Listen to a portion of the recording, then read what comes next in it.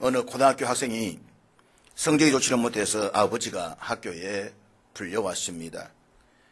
국사를 가르치는 담임 선생님과 상담을 하던 중에 이 아이의 아버지가 선생님께 물었습니다. 그래서 선생님, 제 아들 녀석 국사 성적은 어떻습니까? 그러자 선생님이 이 아이의 아버지에 반문하기를, 아버님께서는 과거 학교에 다니실 때에 역사 공부를 어떻게 하셨나요? 이 선생님 물음에 아버지는 머리를 걸쩍거리면서 저야 뭐 형편없었습니다 라고 대답을 했습니다. 그랬더니 담임 선생님이 이렇게 대답을 하시더랍니다. 역사는 되풀이되는 것입니다.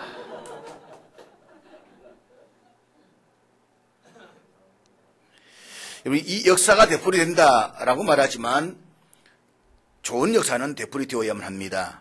그런데 나쁜 역사는 단절되는 것이 오히려 은혜요 축복입니다. 그런데 문제는 인생이라고 하는 것이 우리가 마음먹은 그대로 되지는 않는다라고 하는 사실입니다. 어쩌면 좋은 역사는 단절되기가 쉽고 나쁜 역사는 되풀이되는 경우가 훨씬 더 많다는 사실을 우리 역사를 통해서 깨달을 수가 있는 것입니다. 간혹 우리도 마찬가지입니다. 우리의 자녀들이 별로 유쾌하지 않은 행동을 했을 때에 야단을 치지만 그 모습을 바라보던 할아버지 할머니가 이렇게 말씀하시는 것을 들을 때가 있습니다. 저거 저놈 봐라. 지 아버지 어릴 때 하는 짓하고 똑같다. 아마 들어보실 건 아버지 그러니까 뭐 어머니는 별서로 있겠습니까? 아마 그런 이야기 들어보셨을 것입니다. 여러분, 우리는 이 나쁜 습관과 행동이 아니라 이 좋은 습관과 행동을 물려줄 수가 있어야만 합니다. 아이들에게 좌절된 꿈을 회복시켜주고 신앙을 갖게 해주어야만 합니다. 그런데 이것이 말처럼 그렇게 쉽지가 않더라는 것입니다. 그런 현상은 인간 사회가 점점 풍요로워지면 풍요로워질수록 더 그렇더라는 것입니다. 이와 같은 사실을 오늘 본문을 통해서 우리는 넉넉하게 알아갈 수가 있습니다. 오늘 본문 6절 이하의 말씀 보게 되면 여호수아와 함께 가나안 땅을 차지하기 위해서 치열하게 싸움을 했던 1세대들은 나름대로 하나님을 잘 섬기면서 신앙생활을 잘했습니다. 성경은 분명히 그렇게 증거하고 있습니다. 여호와께서 이스라엘을 위하여 행하신 모든 큰 일을 본 자들이 산날 동안에 여호와를 섬겼더라. 그런데 10절의 말씀을 보면 역사의 전환기에서 전혀 예상하지 못했던 중대한 변화가 일어나고 있습니다. 그게 본문 10절 말씀을 한번 같이 보도록 하겠습니다. 우리 10절 다 같이 읽겠습니다. 시작. 1세대들은 여호수아와 함께 가나안 땅을 차지하기 위해서 치열하게 싸우면서 하나님이 행하신 모든 일들을 직접 경험했습니다. 그렇기 때문에 그들은 나름대로 하나님을 열심히 섬기면서 주님의 은혜와 인도하심을 힘입어서 가나안 땅을 정복하는 위대한 과제를 수행했습니다. 그런데 이 1세대가 가고 새로운 세대가 등장하면서 문제가 발생했습니다. 이 새로운 세대, 오늘 본문에서는 다른 세대라고 했습니다. 다른 세대란 말이 참 무서운 이야기입니다. 다시 말해서 1세대와는 영적으로나 가치적으로 단절된 세대, 이 말인 것입니다. 그러니까 이 새로운 세대는 하나님을 알지 못했습니다. 여기서 여호와를 알지 못했다라는 말에는 두 가지 중요한 의미를 내포하고 있습니다. 첫째, 이 새로운 세대는 하나님에 대한 경험적 지식을 상실했다는 것입니다. 그리고 둘째, 이 새로운 세대는 하나님께 대한 영적 무관심을 나타내 보이고 있었다는 것입니다. 그런데 이런 모습은 엘리 제사장의 아들들에게서 찾아볼 수가 있습니다. 우리가 사무엘상 2장 12절의 말씀 우리 같이 읽도록 하겠습니다. 다 같이 읽겠습니다. 시작. 엘리의 아들들은 행실이 나빠 여호와를 알지 못하더라. 엘리는 하나님을 섬기는 제사장이었습니다. 그렇지만 엘리의 아들들은 하나님을 알지 못했다라고 했습니다. 그들의 아버지는 이스라엘 백성들에게 존경받는 제사장이었습니다. 그 나름대로 훌륭한 신앙인이었고 인품을 가진 사람이었습니다. 평생을 주를 위해 헌신했습니다. 그런데 그 아들들은 여호와를 알지 못했다라고 했습니다. 여호와를 알지 못했다. 여러분, 이 말을 오해하지 마십시오. 그들에게 하나님에 대한 지식이 전혀 없었다, 이 말이 아닌 것입니다. 엘리의 두 아들들은 어려서부터 성전 안에서 자랐습니다. 그들은 하나님 메시지를 계속 들으면서 성장했습니다. 성전의 모든 종교적 의심에 열심히 참여했습니다. 그런데도 오늘 성경 말씀하기를 그들은 여호와를 알지 못했다라고 했습니다. 다시 말하면 그들은 지적으로 하나님을 알지 못한 것이 아니라 그들 중심에 하나님이 없었다는 것입니다.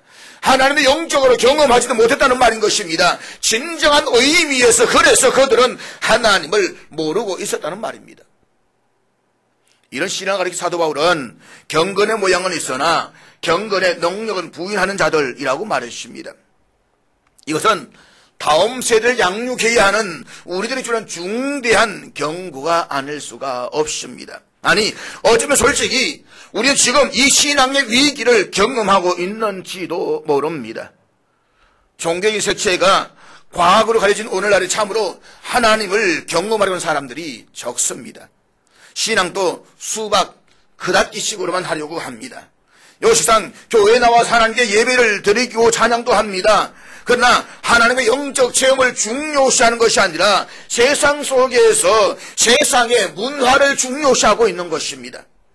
그래도 저희들이 잘할 때는 최선은 아니라고 해도 나름대로 교회 안에서 기도하며 찬양하는 것을 좋아했습니다. 토요일이 되고 주일이 되면 교회에 모이는 것이 지극히 당연한 것으로 알았습니다. 그러나 오늘 우리의 아이들은 영적 무관심에 극치를 보여주고 있습니다.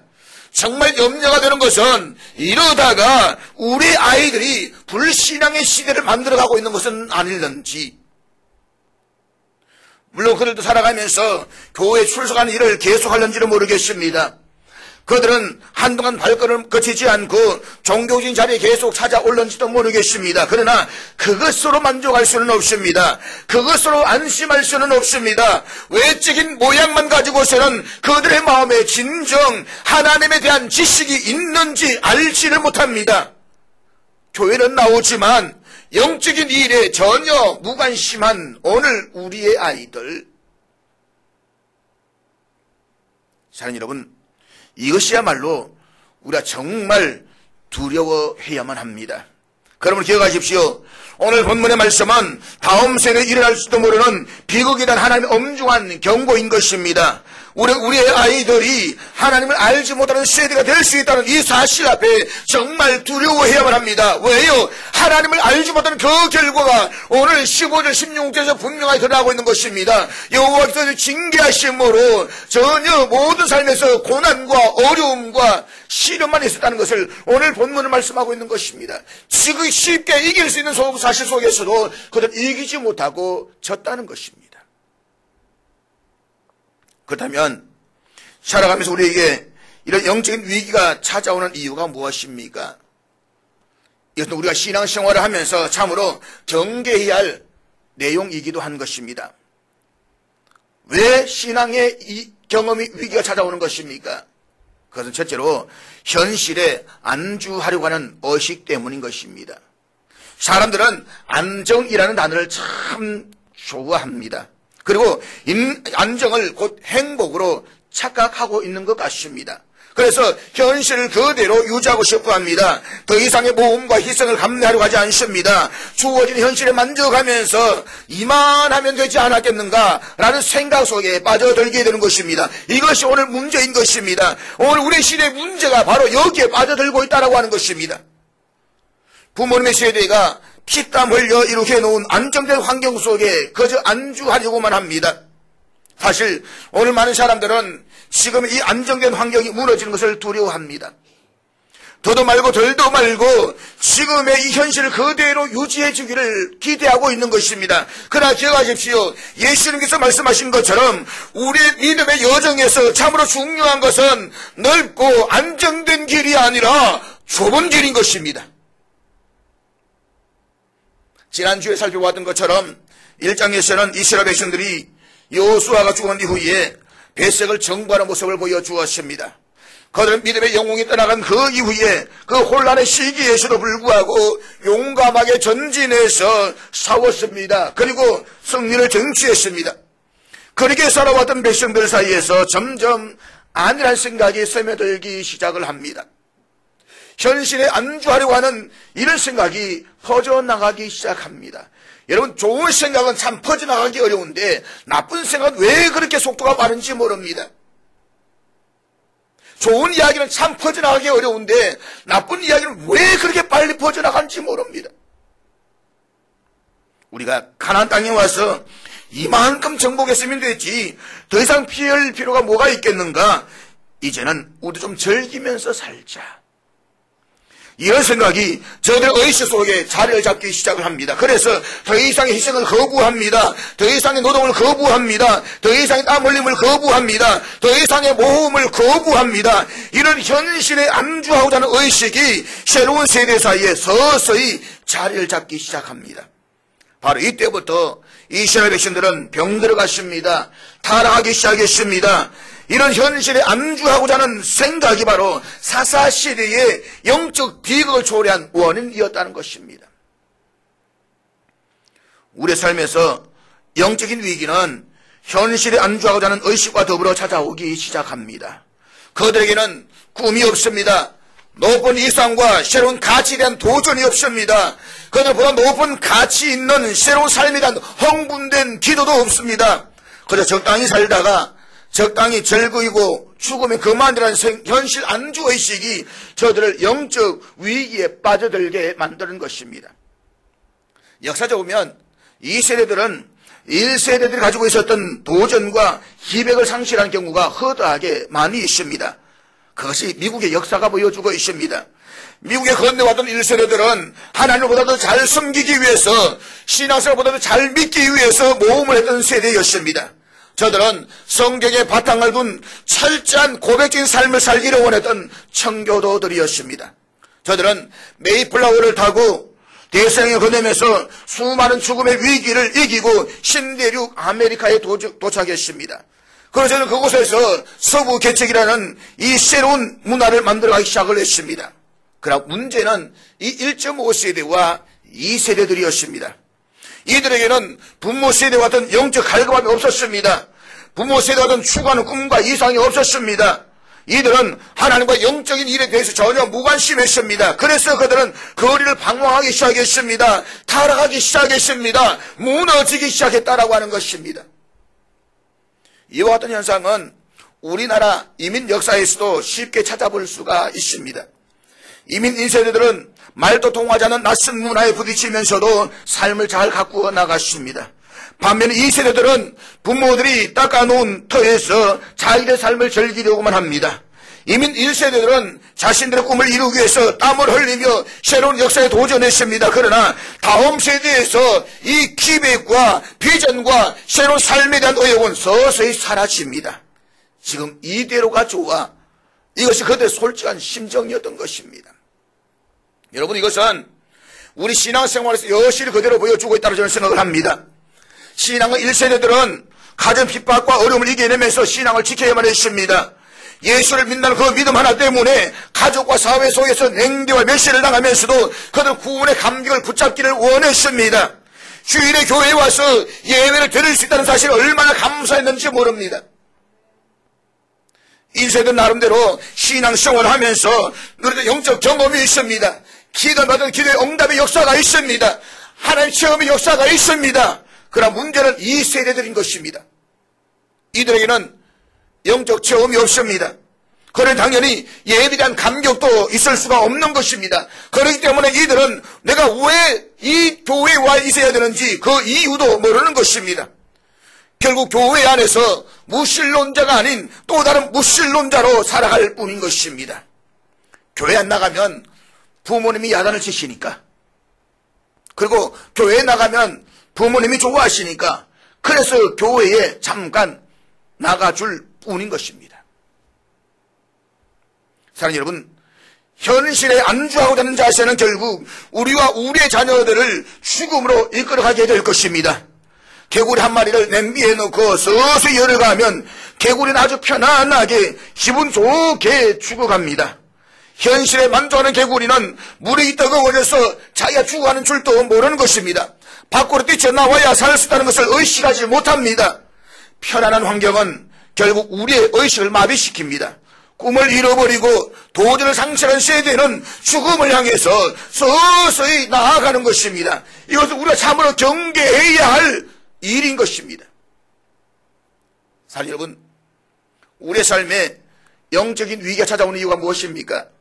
그것은 둘째로 신앙 체험을 상실했기 때문인 것입니다. 여호와를 알지 못하는 시대가 비극을 맞았던 또 다른 원인은 선조들이 경험했던 그 신앙적 체험이 전혀 없었다는 것입니다.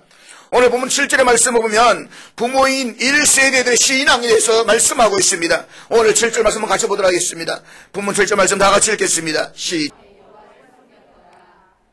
여호수아와 고락을 함께 했던 1세대는 하나님의 유대한 역사를 경험했습니다. 하나님 놀라우신 손길을 체험했습니다. 그들 많은 역경을 거쳤습니다. 수많은 고난과 시련 앞에서 겪어야만 했던 직면해야 했던 사건들이 있었습니다. 그럴 때마다 그 고난과 시련을 이기기 위해서 하나님 도와주세요, 하나님이 아니시면 살 길이 없습니다 라고 정말 생명을 내놓고 기도했습니다. 그리고 전능하신 하나님을 의지하는 가운데서 역경 속에서 그들을 도우시는 하나님의 능력과 손길을 체험했습니다. 이것이 1세대의 신앙 체험이었습니다. 그러나 세월이 지나면서 새로운 세대는 하나님을 바라보는 눈이 어두워졌습니다. 하나님의 음성을 들을 수 있는 귀가 약해졌습니다. 하나님의 영광이 보이지 않습니다. 하나님의 음성이 들리지 않습니다. 보이지 않는 하나님을 찾기보다는 지금 당장 눈에 보이는 현실만을 찾기에 급급한 것입니다. 이 새로운 세대는 신앙의 실제성을 잃어버렸습니다. 여러분, 우리가 믿는 이 신앙은 이론이 아닙니다. 형이상학이 아닙니다. 바로 내 실제 삶 속에서 역사인 것입니다. 삶의 내용인 것입니다. 이게 이루어져 버리면 신앙은 형이상학적이 되어버리고 관상적이 되어버리고 이론화되어 버리는 것입니다. 생명력을 잃어버리는 것입니다. 그러므로 그들은 형식주의에 빠져듭니다. 영적 생동감을 찾아볼 수가 없는 것입니다. 어쩌면 부모가 살아있는 동안에는 체면을 지키기 위해서 교회 출석은 열심히 할는지 모르겠습니다. 부모와 함께 신앙생활하는 동안에는 교회에 다녀줄 것입니다.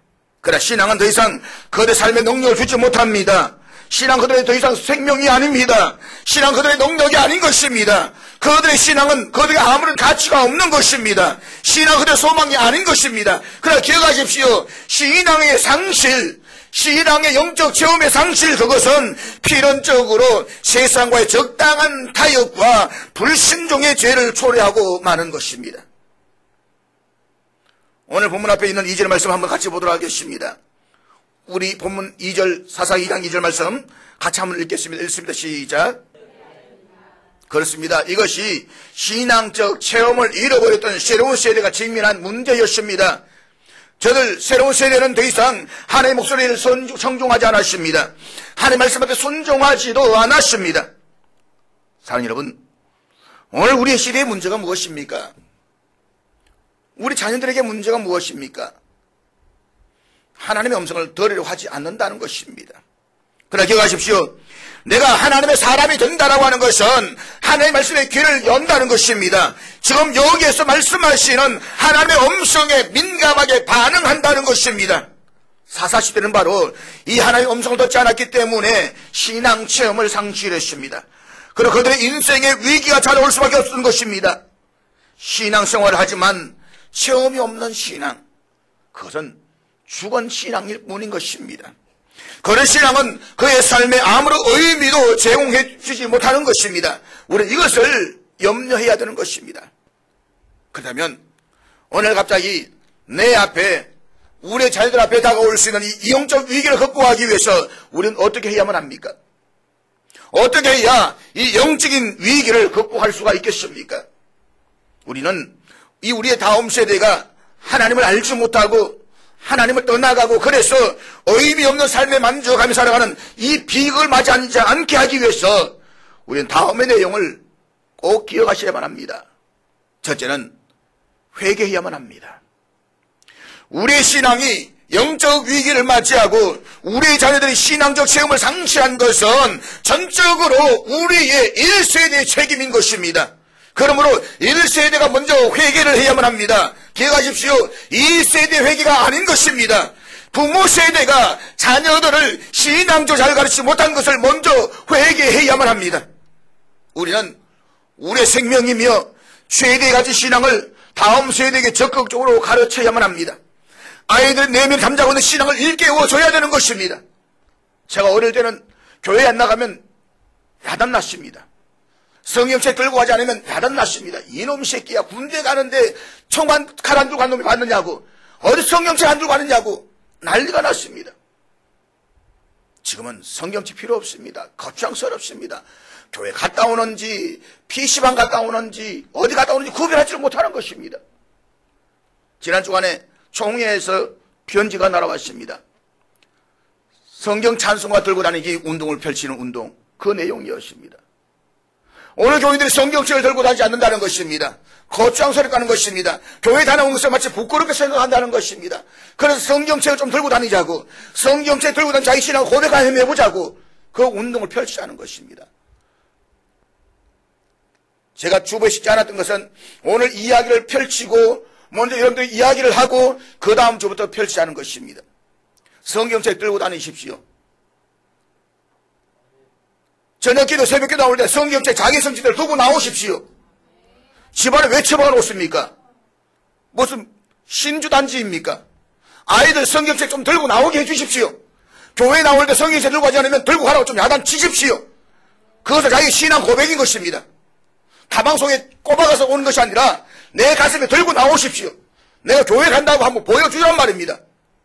교회 간다고 해서 보여주면서 내가 엉뚱한 행동할 수 있습니까? 나쁜 행동할 수가 있습니까? 그러면 나 교인입니다. 나 예수생입니다. 이거 들고 가는데 어떤 행동을 마음대로 할 수 있겠습니까?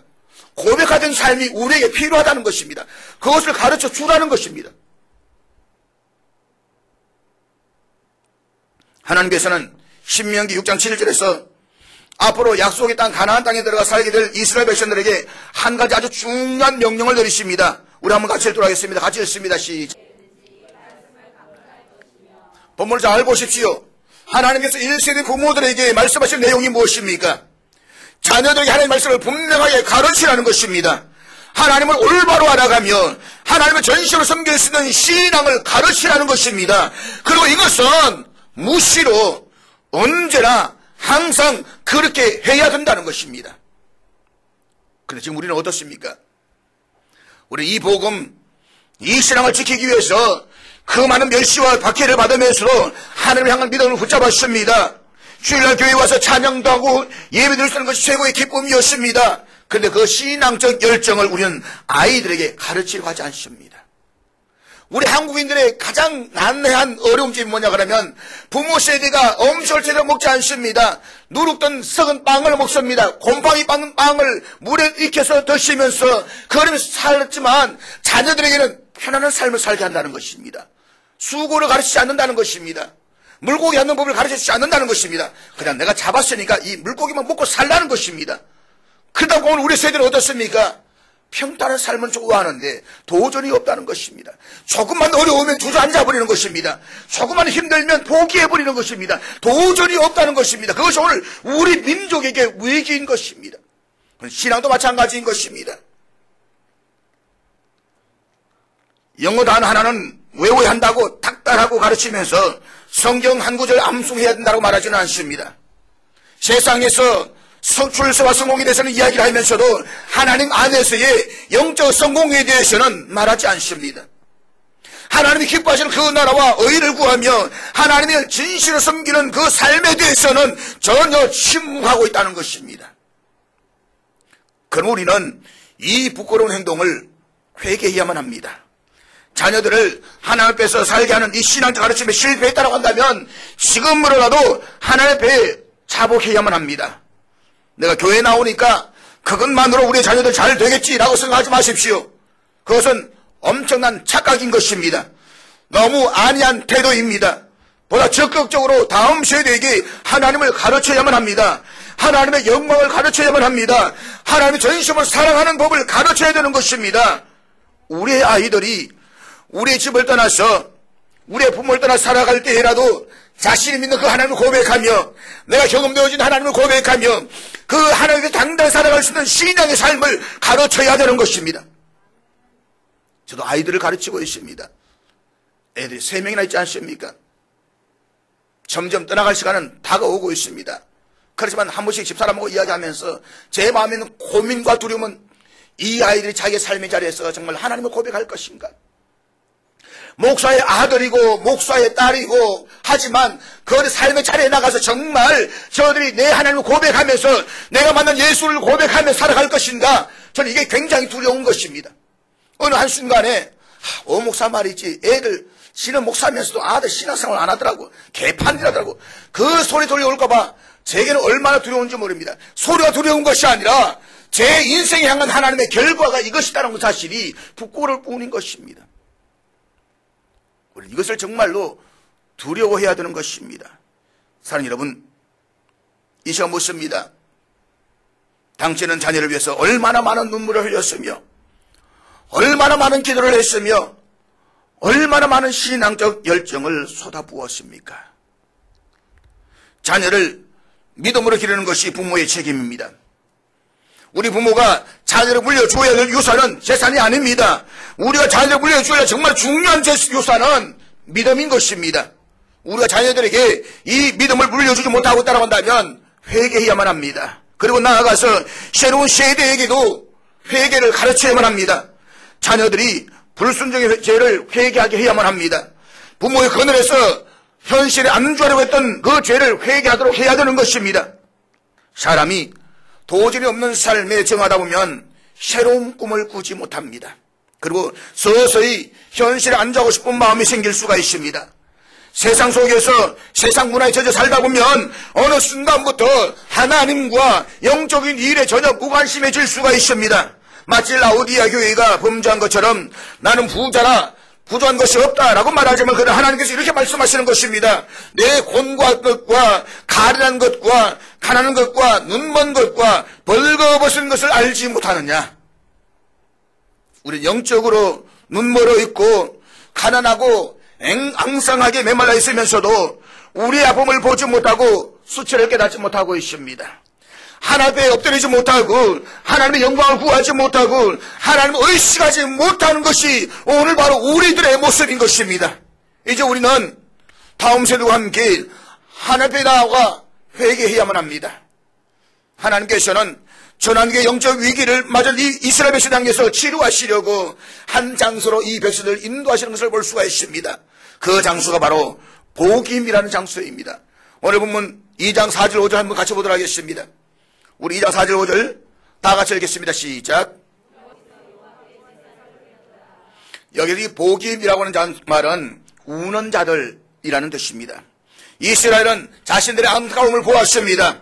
자신의 영적인 가난과 헐벗음을 보았습니다. 다음 세대를 위해서 기도하지 못했던 무책임한 모습도 깨달았습니다. 그래서 하나님의 죄책과 하나님의 심판 앞에 서놓고 하나님의 용서와 하나님의 도우심을 바라보면서 주 앞에 엎드려 눈물을 흘려 회개하고 있는 것입니다. 이것은 오늘 저와 여러분 우리들도 마찬가지입니다. 후세대들에게 제대로 신앙을 가르치지 못한 무책임한 자세를 우리는 눈물을 흘리며 회개해야만 합니다. 내가 만난 하나님을 내 안에서 끝나는 것이 아니라 그 믿음의 여정이 내 자손에게 이어지고 그 자손의 자손에게 이어지게 하면서 영원히 하나님 앞에서 복된 자의 삶을 살 수 있도록 그 책임을 우리가 감당해야 되는 것입니다.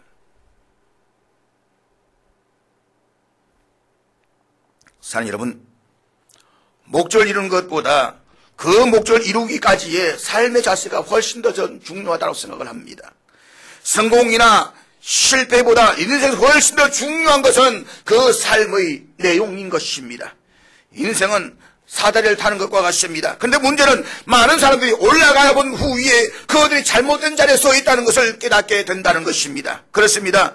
가장 위험한 것은 잘못된 방법으로 성공하는 것입니다. 실패보다 더 비참한 것은 하나님이 원하지 않는 방법으로 성공하는 것입니다. 하나님 우리에게 얼마나 크게 성공했느냐를 묻지 않습니다.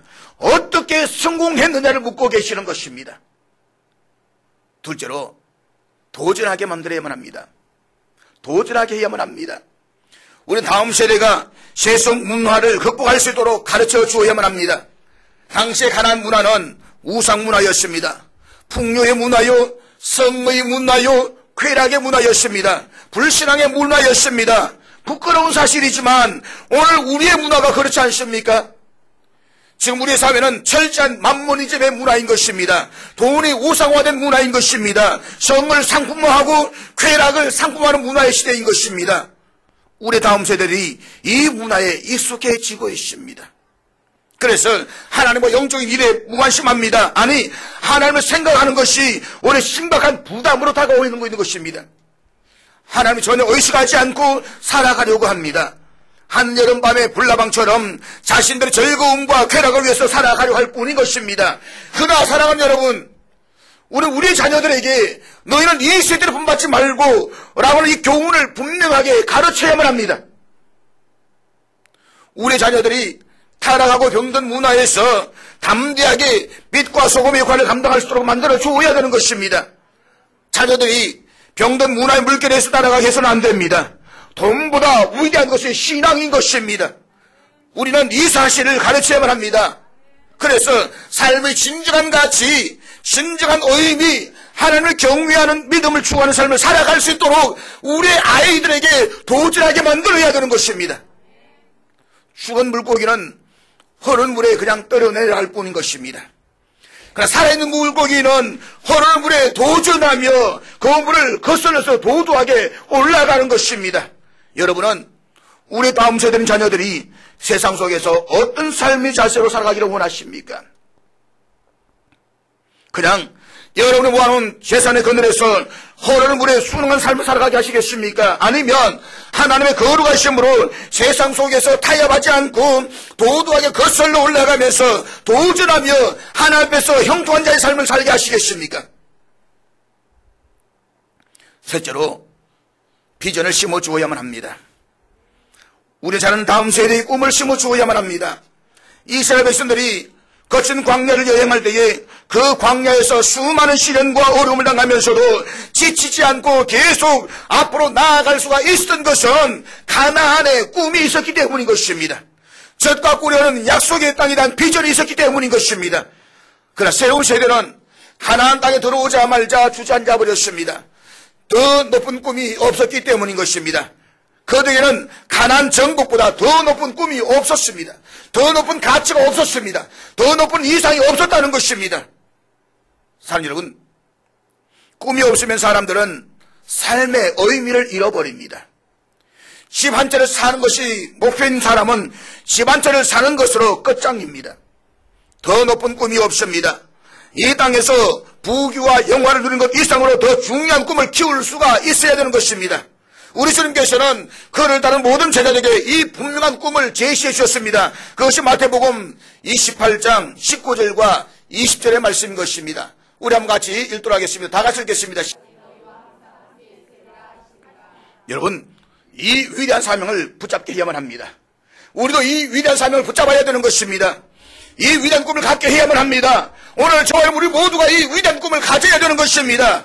그래서 내가 서 있는 곳에서 그리스도의 복음을 전파하며 세상 사람들을 하나님 말씀으로 병원화시키는 삶에 대한 꿈을 나와 우리 자녀들에게 갖게 해야 되는 것입니다. 이 위대한 꿈을 가르치지 못한다고 한다면 우리의 다음 세대는 병들 수밖에 없습니다. 넷째로 희생을 가르쳐야만 합니다. 희생이 없이는 비전이 성취될 수가 없습니다. 인류 역사에서 희생하지 않고 위대한 꿈을 이룬 사람들은 찾아보기가 어렵습니다. 우리는 자녀들에게 희생의 가치를 가르쳐야만 합니다. 안이하게 키우려고 하지 마십시오. 우리 자녀들은 그들을 막다뜨리는 환경에서 희생이 얼마나 중요한 것인가를 알게 해야만 합니다. 우리 주변을 조금만 눈여겨보고 살펴보아도 어렵고 힘든 상황에 처한 이웃들을 얼마든지 발견할 수가 있습니다. 굶주림과 고통 속에 살고 있는 세계 곳곳의 난민들을 바라볼 수 있는 눈을 열어주십시오. 세상에서는 우리 아이들보다 훨씬 더 열악한 환경 속에 살아가는 아이들이 훨씬 더 많이 있습니다. 70억의 인구가 살아가는 이 지구에 깨끗한 물을 마실 수 없는 사람들이 12억이나 된다고 합니다. 7명 가운데 1명꼴로 깨끗한 물을 마시지 못한다는 것입니다. 저는 마실 물이 없어서 양동이를 가지고 반나절의 길이 되는 그 거리를 왕래해야만 합니다. 그것도 우리가 도저히 마실 수 없는 구정물인 것입니다. 그 물을 마시고 저들은 기인이라는 곤충을 비롯해서 콜레라, 장티푸스 수많은 질병에 노출되어서 살아갑니다. 그 결과 어려서부터 실명을 하거나 어려서부터 생명을 잃어버린 분들이 얼마나 많이 있는지 모릅니다. 한때 골프의 황제로 불렸던 타이거 우즈가 나이키의 모자를 쓰고 하루에 5,500만 원을 받았다고 합니다. 저는 10원도 안 받을 테니까 주면 좋겠는데 하루 나이키 모자를 저 모자를 써주는데 5,500만 원을 받았습니다. 그런데 그 모자를 만드는 태국의 노동자들이 받았던 하루 일당은 4,000원이었습니다. 넘겨줘. 첫 번째 그림 보면 나이키 모자 그림 아이가 보이지 않나요? 이 모자 만드는데 모자를 하루 종일 일해서 받는 돈이 4,000원이었습니다. 모자 광고로 타이거 우즈 하루에 벌었던 5,500만 원을 모으려면 태국 노동자들은 38년을 일해야만 합니다. 저들에 비하면 우리는 참으로 풍요로운 삶을 살아가고 있지 않습니까? 사랑하는 여러분, 우리의 자녀의 삶에 너무 안이함을 깨우쳐 주셔야만 합니다. 그래서 더 위대한 가치를 위해서, 더 위대한 영광을 위해서 살아가야 함을 가르쳐 주십시오. 그리스도 안에서 꿈과 비전을 품고 내가 만났던 하나님을 향한 경험적인 신앙을 우리 아이들도 함께 공유할 수 있도록 가르치십시오. 자기를 희생할 줄 모르면 우리 다음 세대는 사사시대 비교처럼 하나님을 알지 못하고 하나님 따른 죄를 범하게 될 것입니다. 우리 모두를, 우리 자녀를 신앙으로 양육하면서 자녀들의 인생이 찾아올 수 있는 영적 위기를 막아주는, 그래서 하나님 앞에서 신실한 자로 삶을 살아갈 수 있도록 영적으로 깨어져 있는 오늘 저런 될 수 있기를 주님의 이름으로 축복합니다. 기도하겠습니다.